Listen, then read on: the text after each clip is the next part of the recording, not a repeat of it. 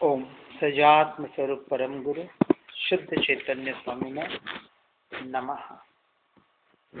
इसे हमने देखा जड़ और चेतन का परिणमन। जड़ का परिणमन जड़ में हो रहा है, चेतन का परिणमन चेतन में हो रहा है, अभी भी हो रहा है। लेकिन अनादि से जीव की जो उल्टी मान्यता पड़ी हुई है कि जड़ के परिणमन को चेतन ने अपना माना हुआ है, जड़ की क्रिया को चेतन ने, आत्मा ने अपनी क्रिया माना हुआ है, वहां से निरंतर छूटने का प्रयास करना है। और जब तक हाँ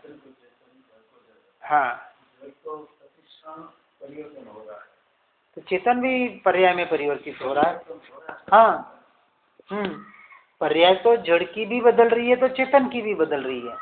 और बदलते हुए में भी जैसे जीव द्रव्य ध्रुव है, वैसे भी अजीव तत्व का जो मूल द्रव्य है वो ध्रुव है, वो नहीं बदल रहा है। जड़ का परिणमन जो हमको बताया जाता है कि अणु परमाणु निरंतर परिवर्तित होता है, वो परिणमन तो पर्याय में हो रहा है। लेकिन नहीं, चेतन का जैसे मूल द्रव्य हमको कहते हैं कि जीव द्रव्य है, वो जैसा का तैसा है, वैसे ही अजीव तत्व का जो मूल द्रव्य है जिसको हम परमाणु कहते हैं, परमाणु में बदलाव नहीं हो रहा है।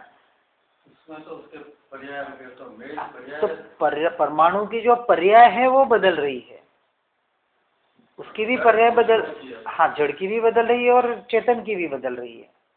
पूरा का पूरा बदल जाता है। नहीं, ये तो हम कहते हैं कि पूरा का पूरा बदल जाता है, पर उसमें भी जो मूल द्रव्य है वो नहीं बदलता है, जड़ का भी। वो तो दिखता है हाँ तो जड़ का परमाणु भी नहीं बदल रहा है ना। वो जो द्रव्य है, मूल द्रव्य है, वो नहीं बदल रहा है। अब आत्मा कैसी है? एक आत्मा है वो मूल द्रव्य, जैसे शरीराकार आत्मा है। आत्मा जो मूल द्रव्य है वो नहीं बदल रही है, जड़ का भी वही परिणाम हो रहा है। जड़ जो मूल द्रव्य है वो मूल द्रव्य कभी नहीं बदलता है।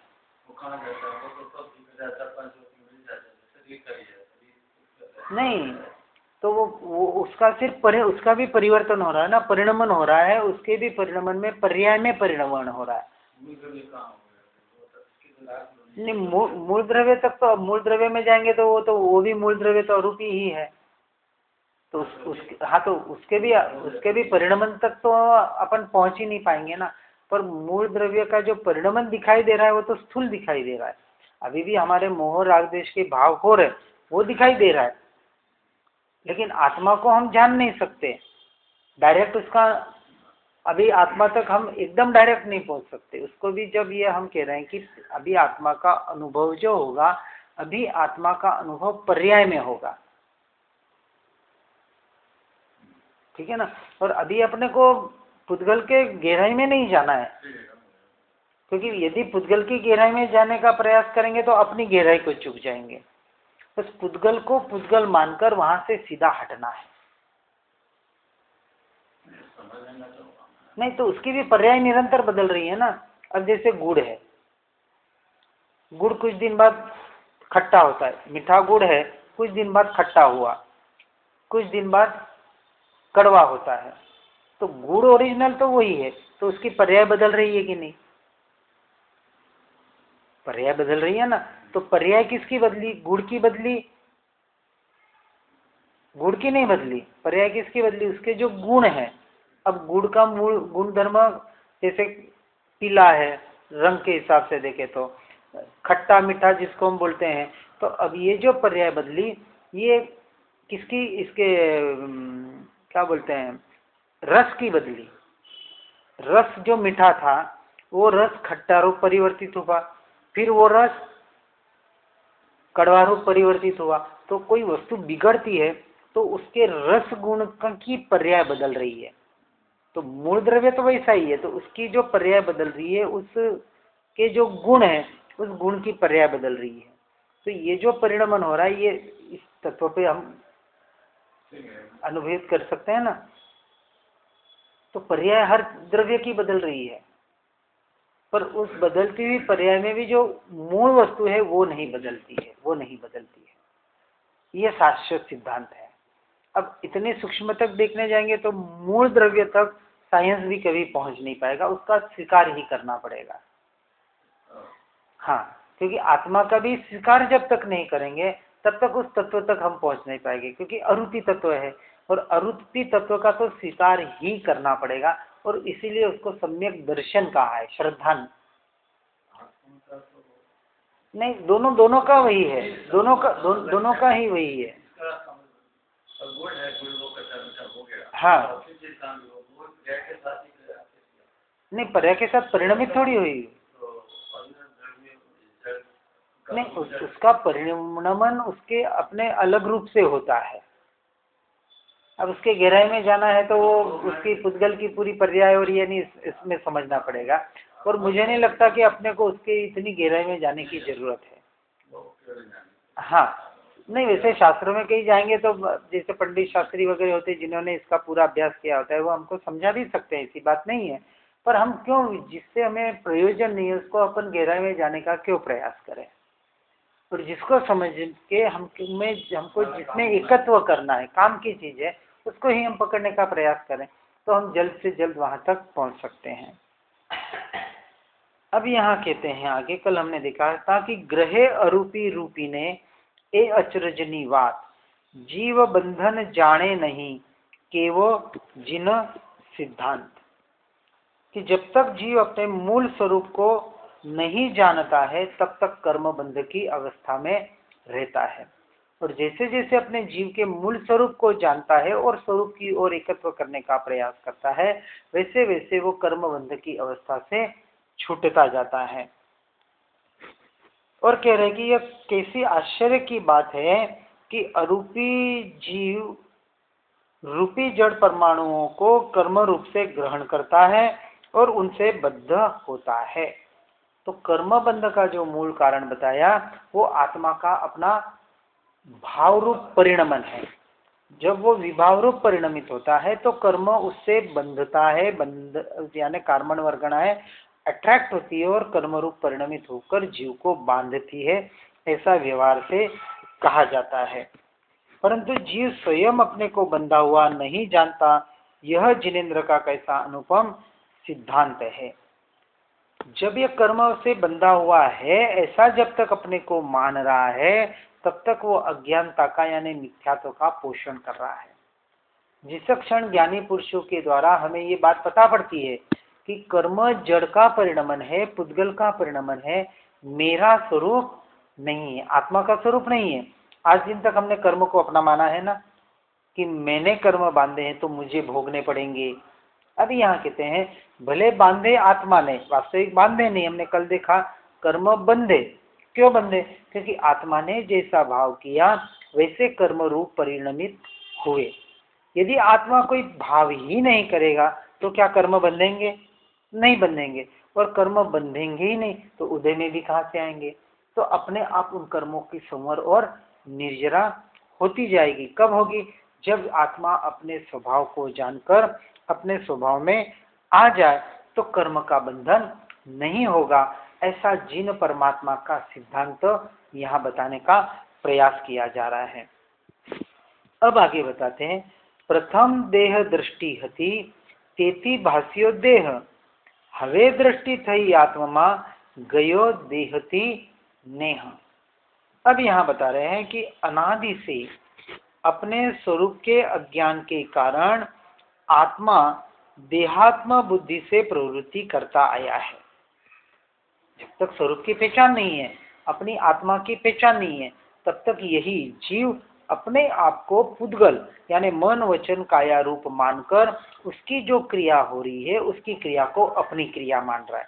सबसे बड़ी अज्ञान दशा क्या है कि जो जड़ पदार्थ का परिणमन हो रहा है, जो पुद्गल का परिणमन हो रहा है, जो मैं नहीं हूँ, पुद्गल की क्रिया पुद्गल के परिणमन से हो रही है और जीव की अपनी क्रिया अपने स्वरूप में अपने से परिणमित हो रही है।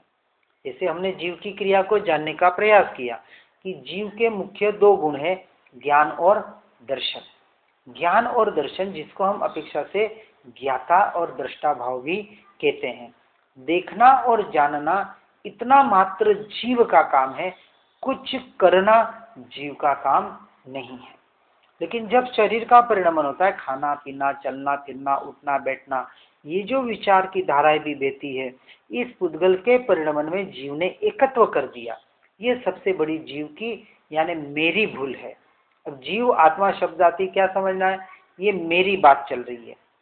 तो मैंने अनादि से इन पर द्रव्यों में एकत्व करने की वजह से कर्म बांधे, और कर्म उदय में आए, उसमें वापस मैंने एकत्व किया, तो वापस ये कर्म की परंपरा निरंतर चलती है। तो उसमें एकत्व तोड़ने का हमें प्रयास करना है, और उस एकत्व तोड़ने के प्रयास को हम भेद ज्ञान कहते हैं। और भेद ज्ञान यानी और कोई बड़ी बात नहीं है कि जो जो परिणमन होता हो पुद्गल का, शरीर का, उसमें सिर्फ आपको एक तत्व विचार करना है मन के द्वारा। क्या विचार करना है कि ये जो क्रिया हो रही है, ये जड़ की हो रही है, पुद्गल की हो रही है। चाहे शरीर में कोई वेदना आई, भूख लगी, कोई परिणमन हुआ, तो ये भूख लगी, वेदना आई, उस वक्त यदि हम चिंतन करते हैं कि ये सारा परिणमन शरीर को हो रहा है और मैं आत्मा उसे मात्र जानने वाला तत्व हूँ, ये परिणमन मेरे में नहीं हो रहा है, इस मान्यता को निरंतर दृढ़ करने का हमको पुरुषार्थ करना है। और इसके लिए हम एक अभ्यास हमने कल हम इन लोगों को दिया था कि निरंतर उसको विचार करने का प्रयास करें कि ये जो क्रिया हो रही है उसको मैं मात्र जानने वाला हूँ। जैसे एक विचार किया मैं जानने वाला हूँ, तो हमारा उपयोग हमने आत्मा में लाने का यहाँ प्रयास शुरू करते हैं। अब कहते हैं कि अनादि से स्वरूप के अज्ञान के कारण आत्मा देहात्म बुद्धि से प्रवृत्ति करता आया है, जिससे उसे देह ही नजर आता है। यानी वो क्या मान रहा है, ये देह की जो क्रिया हो रही है वही तो मेरी क्रिया हो रही है, अपनी कोई क्रिया अलग है ऐसी आत्मा अभी मान्यता में उसके नहीं है। अब जब ज्ञानी पुरुष मिलते हैं, सत्पुरुष हमको मिलते हैं, सद्गुरु जब हमको मिलते हैं, तब वो ये कहते हैं कि हे भाई, तू जीव तत्व है, तू अजीव तत्व, पुद्गल तत्व नहीं है। पुद्गल की क्रिया भिन्न है और तेरी क्रिया भिन्न है।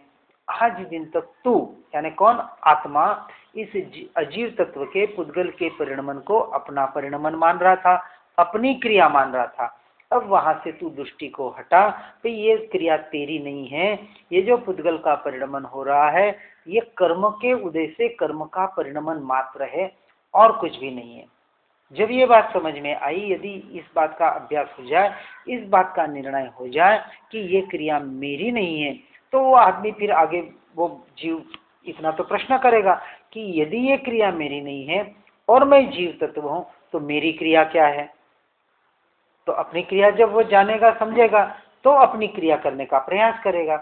तो यहाँ बताया कि आगे बताते हैं कि किसी पूर्व के योगाभ्यास और गुरुगम से अब आत्मा में दृष्टि हुई है।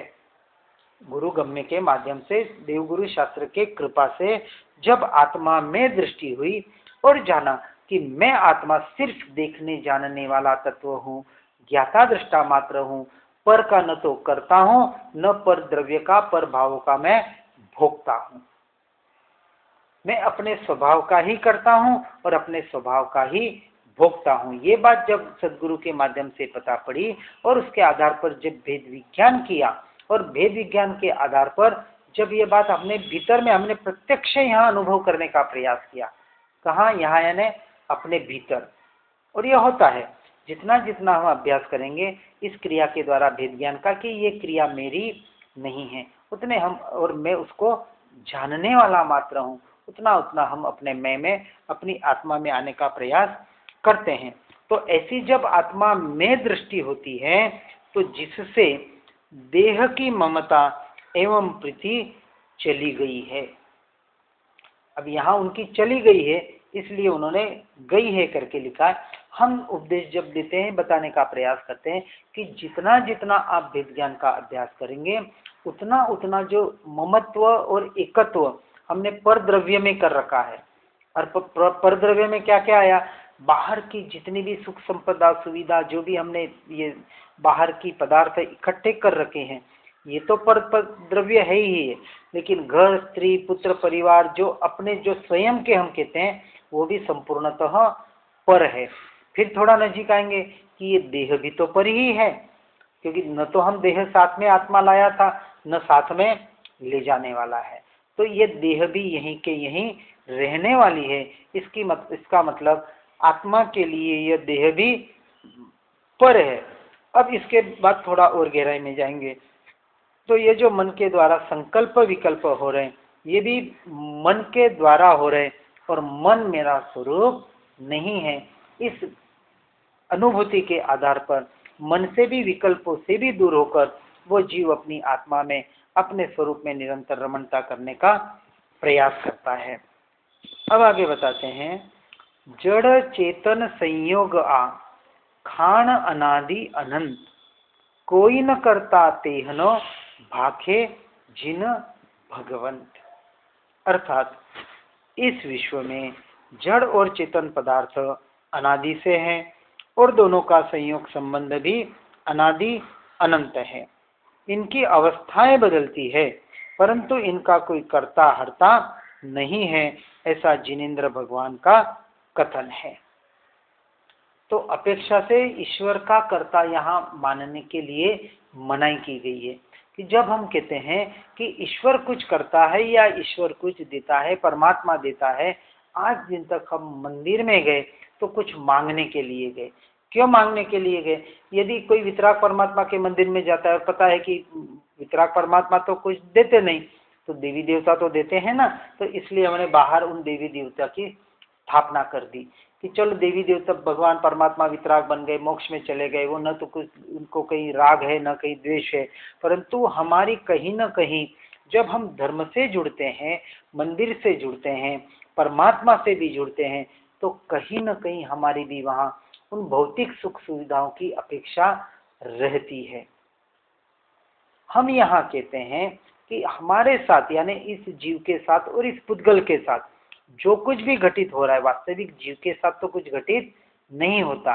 जो शरीर के साथ घटित हो रहा है उसका कर्ता भोक्ता वास्तविक परमात्मा कुछ करता नहीं है, परमात्मा कुछ देता नहीं है। तो उसका परिणमन कैसे होता है कि जैसे जैसे जिस जिस जीव ने जो जो कर्म बांधे हैं और उन कर्मों का जैसा जैसा उदय होता है, क्या बात हुई, जीव ने यानी मैंने और हर जीव ने जो जो कर्म पूर्वक योनि में बांधे हैं, जिसको हम प्रारब्ध कर्म कहते हैं या संचित कर्म भी कहा जाता है, ये कर्म जो अभी सत्ता में पड़े हुए हैं और इन कर्मों का जैसे जैसे उदय होता है वैसा वैसा पाप का उदय होगा तो कुछ विपरीत परिस्थितियां होगी, पुण्य का उदय होगा तो कुछ अनुकूल परिस्थितियां होगी।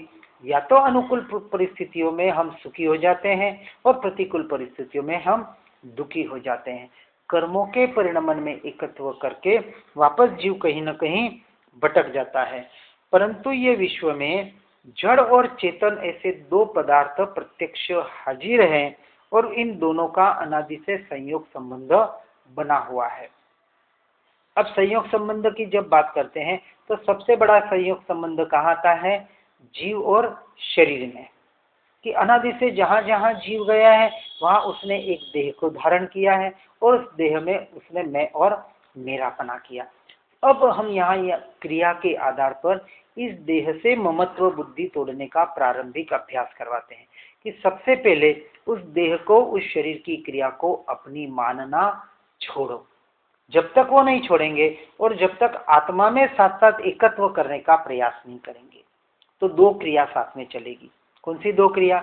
एक तो देह की क्रिया और देह को अपना मानना छोड़ना है और उसके साथ साथ मन के द्वारा, चिंतन के द्वारा उसको मैं आत्मा सिर्फ जानने वाला हूँ तो अपने दृष्टि को अपनी आत्मा की तरफ लाने का प्रयास करना है। ऐसा जो अनादि अनंत से संबंध चल रहा है, इनकी अवस्थाएं बदलती है। किसकी अवस्थाएं बदलती है? दोनों की अवस्थाएं बदलती है।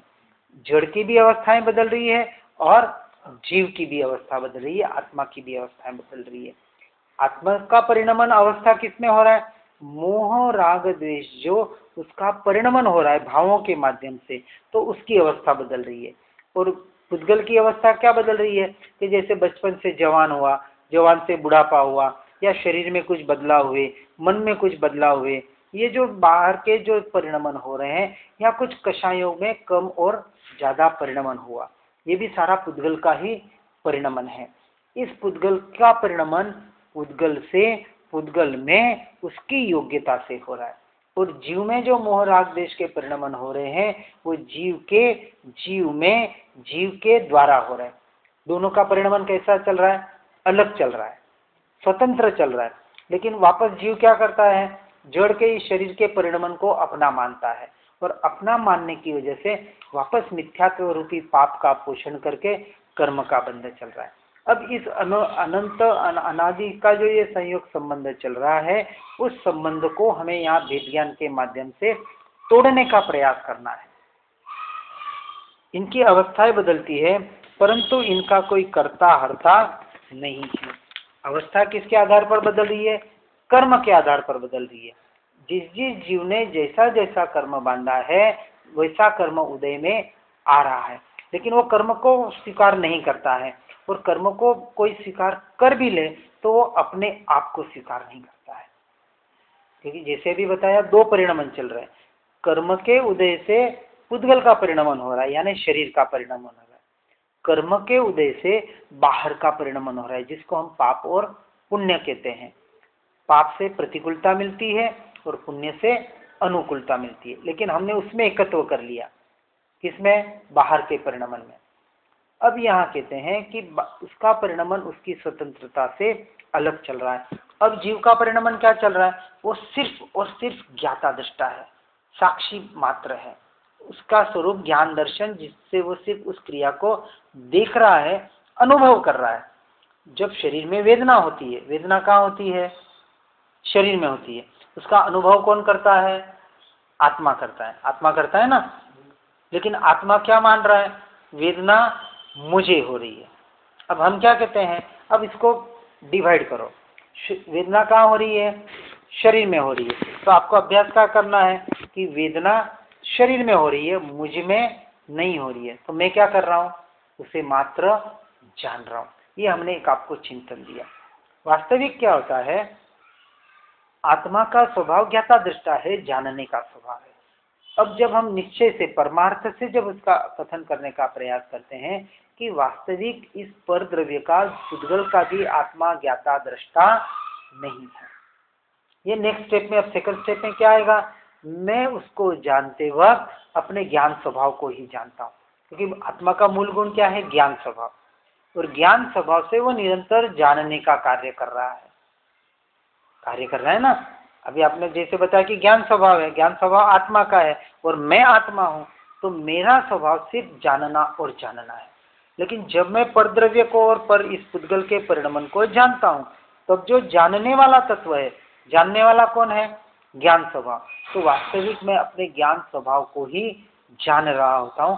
ऐसा एक सेकंड स्टेप में हम चिंतन देते हैं। इसको हम वेद ज्ञान कहते हैं।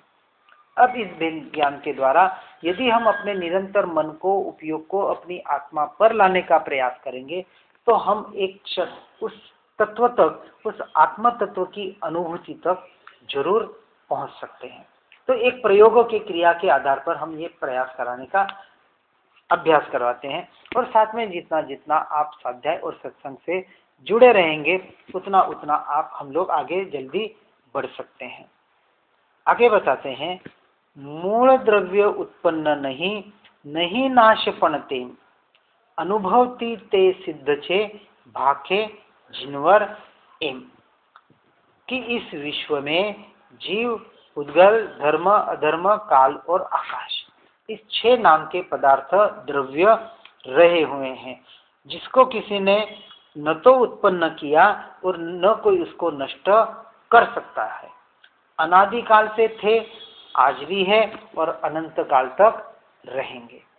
जीव तत्व जीव ही रहेगा, पुद्गल तत्व पुद्गल ही रहेगा, धर्म अधर्म अधर्म ही रहेंगे, आकाश आकाश ही रहेगा, काल का परिणमन काल के अनुसार ही चलता रहेगा। इन 6 द्रव्यों में एक अंश मात्र भी द्रव्य न तो घटता है और न बढ़ता है। और दूसरी बात, हर द्रव्य का परिणमन अपने से अपने में हो रहा है। यदि यहाँ स्वीकार हो जाए, कहाँ? अपने शरीर पर, कि शरीर का जो परिणमन है वो पुद्गल से पुद्गल में परिणमित हो रहा है, क्योंकि कर्म पुद्गल है। कर्म इफेक्ट किस पे करेंगे? आत्मा पे करेंगे कि शरीर पे करेंगे? कर्म का जो इफेक्ट आता है वो इफेक्ट शरीर पे आता है कि आत्मा पे आता है? कोई रोग आया तो रोग शरीर में आएगा कि आत्मा में आएगा? भूख शरीर को लगती है कि आत्मा को लगती है? ये देखना, सुनना, जानना, ये सारा जो हो रहा है अच्छा या बुरा, ये शरीर को हो रहा है या आत्मा को हो रहा है? नहीं, इसका जो परिणमन हो रहा है आत्मा से शरीर को नहीं मालूम पड़ता है। शरीर को जो परिणमन हो रहा है आत्मा उसके साथ रहने की वजह से आत्मा सिर्फ उसका अनुभव करता है। हाँ हाँ, तो अनुभव आत्मा करता है ना। तो अनुभव आत्मा को होता है, परिणमन शरीर में होता है। हाँ, तो वही तो हम बता रहे हैं ना। तो अनुभव करने वाला कौन था? जीव था, आत्मा थी। अब आप शरीर को जलाते तो शरीर चिल्लाएगा। जल कौन रहा है? आत्मा क्या मान रही है? आत्मा, जैसे आप जले, अभी हम जलते तो अपन क्या कहते? मैं जला। अब मैं कौन मैं जला? शरीर रूपी मैं जला कि आत्मा रूपी मैं जला? भाई अगर अभी पूरा नहीं जले लेकिन अगरबत्ती लगी, हमको कुछ जलन हुई, आग में हाथ गया और कुछ जला, तो हम बोलते मैं जला। अब यहाँ कौन सा मैं जला? आत्मा अनुभव करती है। मेरा प्रश्न क्या है, जला कौन? आत्मा तो नहीं जला ना। फिर आत्मा यदि माने कि मैं जला तो झूठ बोल रही है ना, मिथ्यात्व का पोषण हो रहा है ना। अनुभव कर रही है उसको। अब अपने, इसलिए हम विचार देते हैं। विचार क्या करना है? शरीर जला, मैं नहीं जला। मैंने उसे सिर्फ जाना, उसका सिर्फ अनुभव किया। अब ये विचार दिया ना, तो हमने दोनों का भेद कर लिया। इसको हम भेद विज्ञान कहते हैं। ये हम एक अभ्यास देते हैं।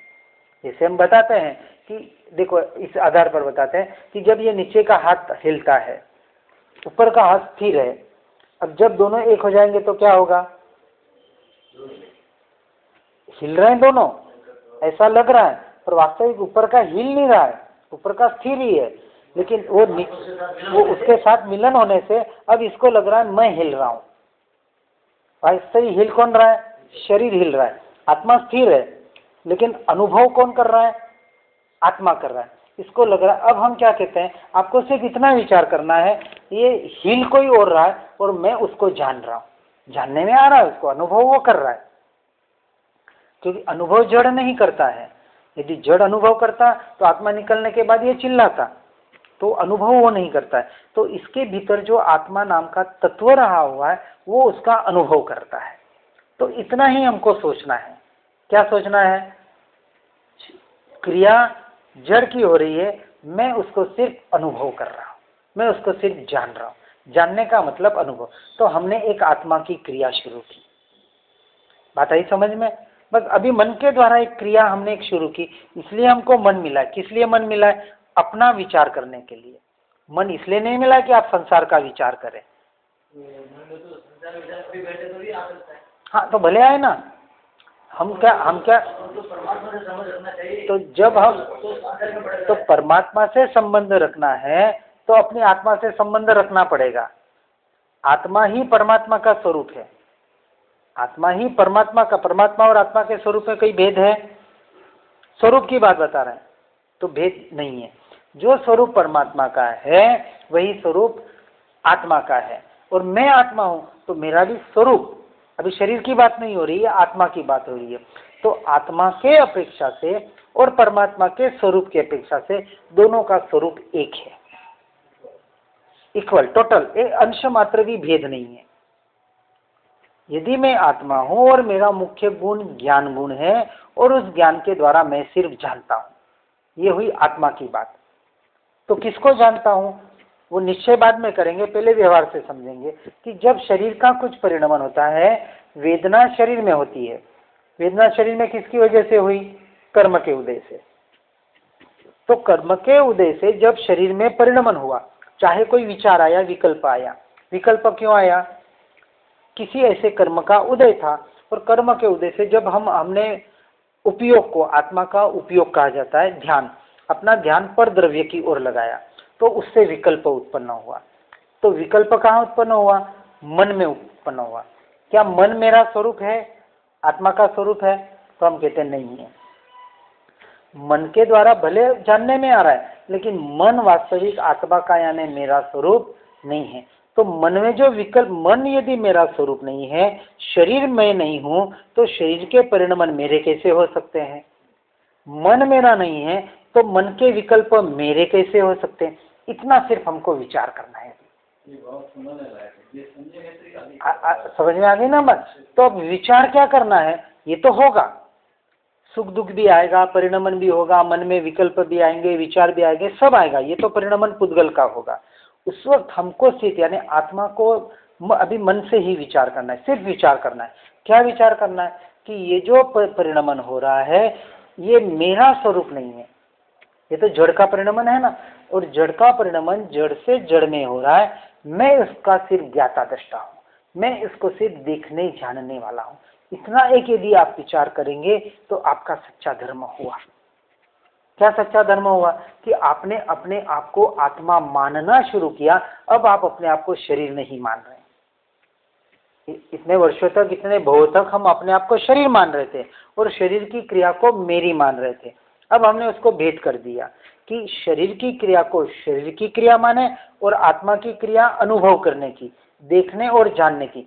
मैं सिर्फ उसका अनुभव कर रहा हूँ। दर्द मुझ में नहीं हो रहा है, वेदना मुझे नहीं हो रही है, अनुकूलता प्रतिकूलता मुझ में नहीं है, ये सब बाहर।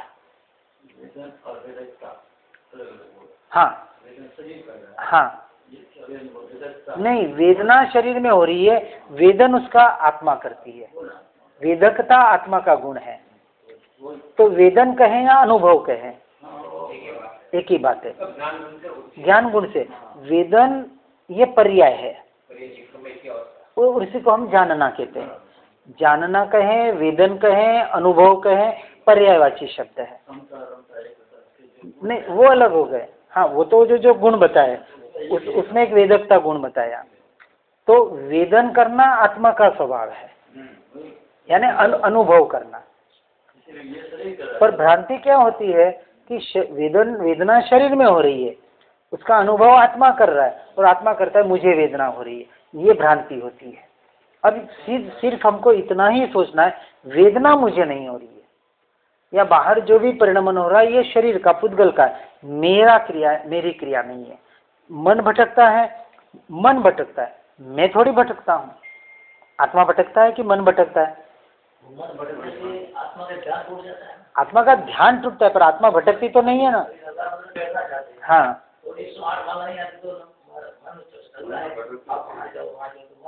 तो मन का काम क्या है? हाँ, तो नहीं, मन का काम भटकना ही है ना। तो इसलिए मन को ही तो काम दे रहे हैं ना। मन को काम दे रहे हैं कि तू जानने वाला ज्ञाता दृष्टा बन। अभी मन से ही क्रिया होगी। मन भटका, अब आपने एक चिंतन किया। कौन भटका? मन भटका, विचार भटका, विकल्प भटका। मैं कहाँ भटका? जानने वाला तो मौजूद है ना वहाँ, आत्मा। तो आत्मा का स्वभाव क्या है? सिर्फ जानना, अनुभव करना। ये स्थिर रखने का यही प्रयोग है। उसके लिए मन मेरा नहीं है, विकल्प मेरा नहीं है, ये क्रिया मेरी नहीं है, मेरा कुछ भी नहीं है। अब उसके लिए क्या करना? अपने में आ जाना।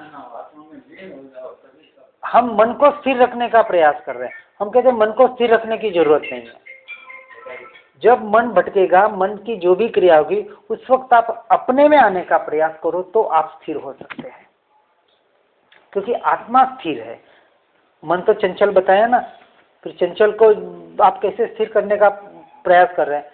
तो ठीक है, कुछ देर स्थिर हो भी जाएगा, आप ध्यान में आ जाएंगे। मूर्छा की अवस्था में ऐसा लगता है देखो आज 1 घंटा 2 घंटा अच्छा ध्यान हुआ। आपने किसी मंत्र में लगा दिया, किसी सूत्र में लगा दिया, तो आपको लगता है देखो हमारा मन स्थिर होता है। कुछ देर के लिए शांति मिलती है, लेकिन बाद में वापस क्रिया तो वो की हो रही है। अब जिसका कार्य जो है, उसके कार्य को आप कंट्रोल करने का प्रयास कर रहे हो, उसको स्थिर करने का प्रयास कर रहे हो, तो काम उल्टा कर रहे हैं ना हम। हाँ, जबरदस्ती का मतलब भाई उसका काम बेचारे का भटकने का है, उसको कुछ काम चाहिए। भूत बताया ना मन को, उसको काम चाहिए, इसलिए हम एक काम दे रहे हैं। काम दो उसको। अपना काम नहीं दोगे तो पर का काम करेगा। और अपना काम दे दोगे मैं जानने वाला, मैं जानने वाला। तो जितना मन के द्वारा आप मैं में आएंगे, आप मैं में हमें स्थिर होना है, मन को स्थिर नहीं करना है। और जब हम मैं में स्थिर होते हैं तो मन भी वहां से विलीन हो जाता है, मन की भी फिर जरूरत नहीं पड़ती है। इसलिए हम तो बाहर की कोई क्रिया नहीं बताते, ध्यान करो, जाप करो, व्रत करो, जप करो, आपको जो करना है वो करो, और नहीं भी करो तो इससे कोई फर्क नहीं पड़ेगा। तो क्या करना है, निरंतर तत्व चिंतन के द्वारा अपने उपयोग को, जिसको हम ध्यान कहते हैं, अपने ध्यान को, अपने उपयोग को अपनी आत्मा पर लाने का प्रयास करो। और आत्मा पर लाने के लिए ये एक चिंतन, मैं जानने वाला, मैं कहती आत्मा पे आ गए ना, और आत्मा की क्रिया जानना, ज्ञाता दृष्टा भाव, तो अपनी क्रिया में हम कर रहे हैं। तो ये जितना आप अभ्यास करेंगे आपका मन भी ऑटोमेटिक स्थिर होगा, बाहर जाना भटकना भी बंद हो जाएगा। बाहर में जो आसक्ति पड़ी हुई है, ये मैं नहीं हूँ, शरीर में नहीं हूँ, शरीर से जुड़ा संसार मेरा नहीं है, मेरा यानी किसका, आत्मा का नहीं है। तो जो दो बात गीता में बताई, अनासक्त भाव और स्थित प्रज्ञा अवस्था। स्थित प्रज्ञा अवस्था के लिए पहले अनासक्त भाव लाना पड़ेगा, जिसको अपेक्षा से वैराग्य भी कहा जाता है। जब तक संसार के प्रति अनासक्त भाव नहीं है, वैराग्य भाव नहीं है, तब तक आप स्थित प्रज्ञ स्थिति तक नहीं आ सकते। पर को अपना मानना तो छोड़ो पहले, अभी पर को छोड़ने की बात नहीं हो रही है, इसको छोड़ो इसको छोड़ो नहीं, उसको पहले अपना मानना छोड़ो। मैं आत्मा हूं, पर द्रव्य में मेरा कुछ भी नहीं है। अब पर द्रव्य के निमित्त से जो भाव उत्पन्न हुए, मोह राग द्वेष के भाव, ये भी मेरा यानी आत्मा का स्वरूप नहीं है। इस बात को पहले हमको दृढ़ करना पड़ेगा, ठीक है। तो इस बात को यानी तत्व के आधार पर निरंतर हम इस बात को ही समझाने का प्रयास करते हैं कि अपनी आपके अपने आत्मा के अपने अस्तित्व की पहचान करो और इसके आधार पर निरंतर आगे बढ़ने का पुरुषार्थ करो। तो प्रारंभिक अवस्था में ये एक हम अभ्यास देते हैं, इसको समझकर हर चीज इसको अपने जीवन में उतारने का प्रयास करें। जिना ज्ञा विरुद्ध कुछ भी कहा हो तो मिच्छामि दुक्कड़म।